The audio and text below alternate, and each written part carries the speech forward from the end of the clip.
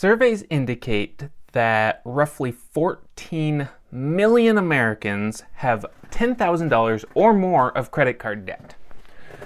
Considering that the average wage in the US is roughly $35,000 per year, dedicating every last dollar to this debt would still take an entire 4 months to pay off.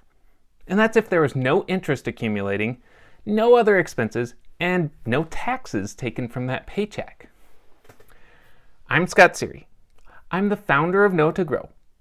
It's where I show you how you can go from having no idea how to make money outside of your regular 9-to-5 day job to growing that idea so that you can get out of that credit card debt and you can live life however you really want to.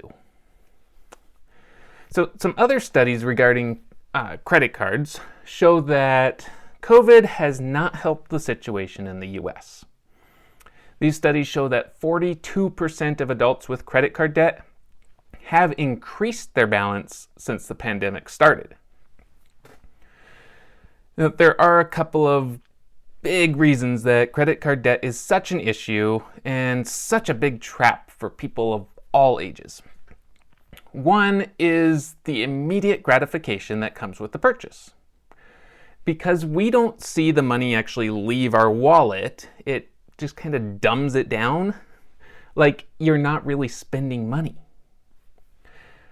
But another aspect of the credit card that the credit card companies rely on is that most people are just really bad at math.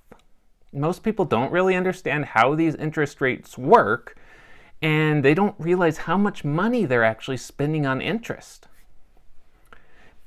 Because these bills are a little bit convoluted, it's easier to see just that minimum, and then you just pay that and hope it all goes away. We're going to go through the math in the simplest way possible, just to show you exactly how this debt works and why it's such a financial killer holding you back from your goals and your dreams. So we'll just go with that average credit card debt of $10,000. Now, keep in mind that this is an average. And it means that those of us who have no debt or we pay off our credit cards every single month, we're bringing that average way down from a much higher number. And it also means that half of those in debt carry an even higher balance than $10,000. So when you are in debt, you're given options on how much to pay.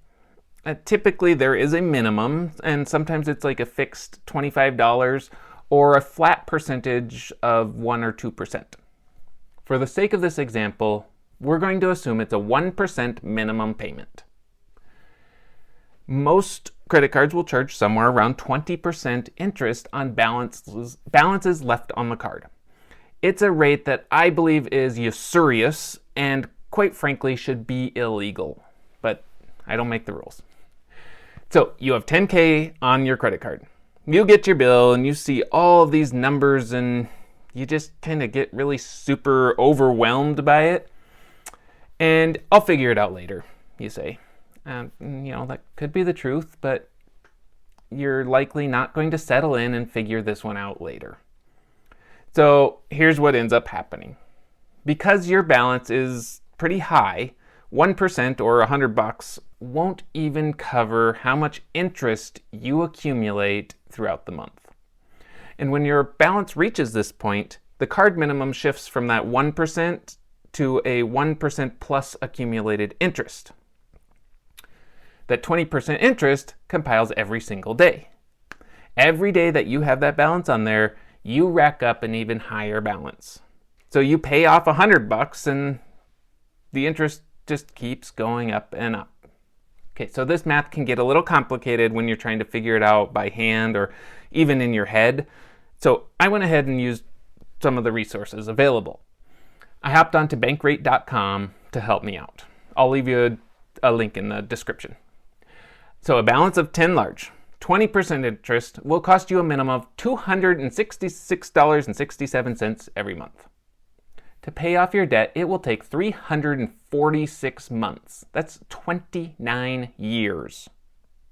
you'll have spent $16,000 and some change on interest charges, and that's assuming you don't incur any other debt, you never miss a payment or get a late payment penalty or anything like that. By that point, the items you bought with these credit cards are likely just long gone and forgotten. So credit cards are a tool, and they need to be used properly. Just as a hammer can be used to nail boards together, it can also be used to smash holes in walls. A credit card can be used to build your credit, earn rewards, and make transactions so much easier. But it can also be used to dig your own financial grave.